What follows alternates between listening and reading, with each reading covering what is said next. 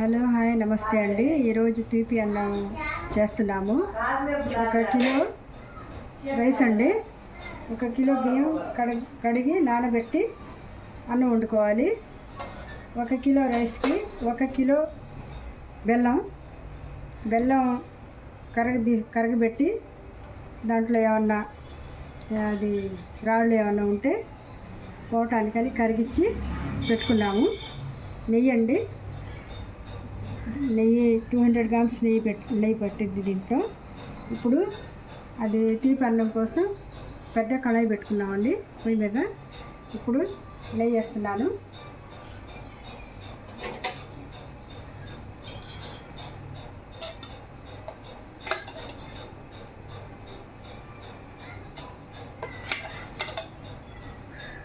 నెయ్యి కరిగిన తర్వాత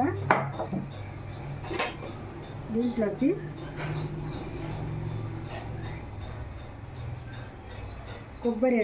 కొబ్బరి సన్నగా తరిగి పెట్టుకున్నాము. కొబ్బరి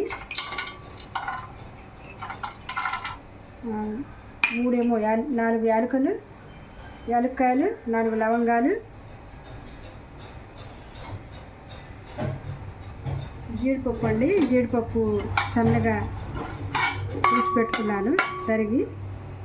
ఇవి మొత్తం ఇప్పుడు వేయించుకోవాలి.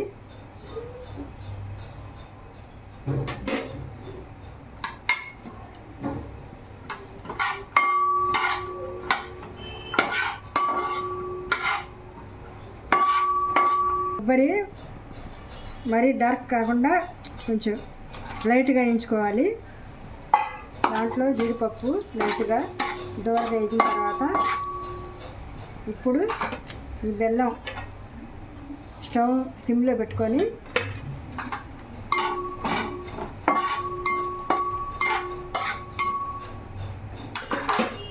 ఇప్పుడు కరిగి పెట్టుకున్న బెల్లాన్ని వడబోసుకోవాలండి. దీంట్లో ఏమన్నా ఉంటే అది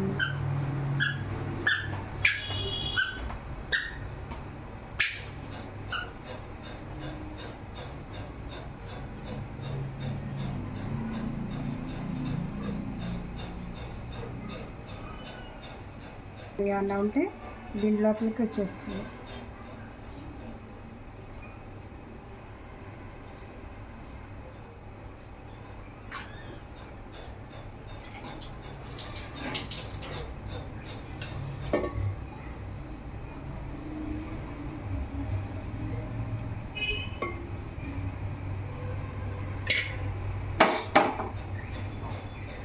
ఇప్పుడు గరిటెతోటి ఇట్లా తిప్పుకొని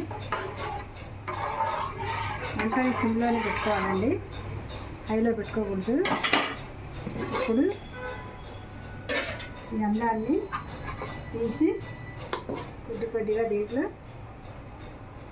వేసుకోవాలి.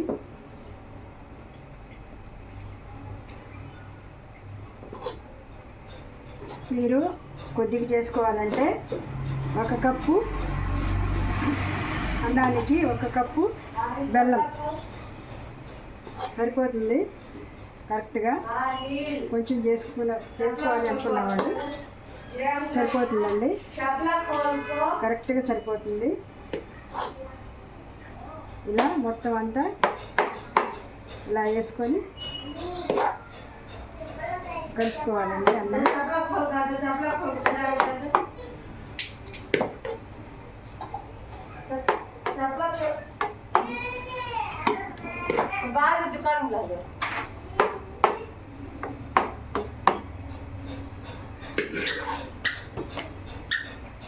అన్నం బాగా పొడిలాడుతూ ఉండాలండి. 80% ఉడికితే చాలు అన్నం.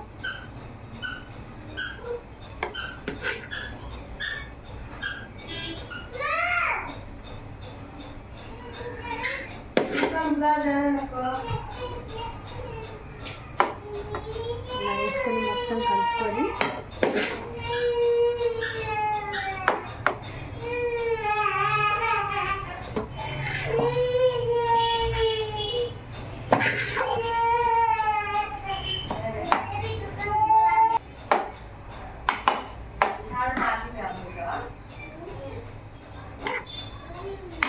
కలర్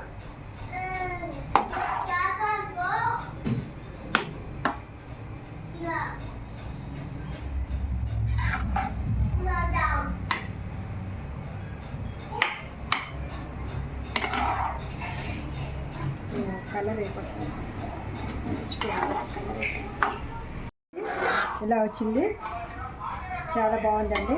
మీరు కూడా ఎలాగే ట్రై చేయండి. తీపి అన్నం రెడీ అయిపోయిందండి. చూడండి పొడి పొడిలాడుతా ఎంత బాగుందో. మీరు కూడా ఇలాగే ట్రై చేసి చూడండి. చూడండి చాలా బాగుంది. ఇలాగే మీరు కూడా ట్రై చేసి చూడండి. చూడండి పొడి పొడిలాడుతా అన్నం బాగా ఉడికింది. ఇదిగోండి చూడండి. నచ్చితే లైక్ చేయండి, షేర్ చేయండి, సబ్స్క్రైబ్ చేయండి అండి. ఓకే అండి. Okay bye friends.